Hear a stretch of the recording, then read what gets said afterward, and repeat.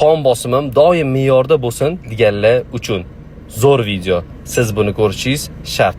Bitta kichkina qoshuqda zira, bitta kichkina qoshuqda ko'k choy va ustiga qaynoq suv solamiz. Ustini 15 daqiqaga dimlab qo'yamiz. Rastvorimiz tayyor bo'ladi.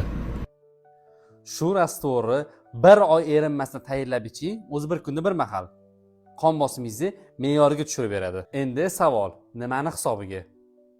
Xo'p, bizni solgan ziramizni kuchli antioksidant tarkibidagi magniy va kaliy minerallarining borligi butun bizning nervni sistemamizni tinchlantirib berishga, bizning asab tolallarimizni tinchlantirib berishga va qon bosimimizni kengaytirib berishga xizmat qiladi.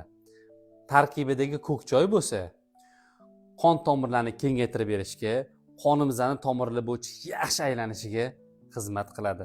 Bilasizlar, ko'k choy oldindan juda ham qadim zamonlardan juda ham kerakli mahsulot hisoblangan. Har doim qon bosimi baland yuradigan, qon bosimini tushirishga ming xil tabletka dorilar ichib tashlaydigan tanishingizga tez tashlab qo'ying.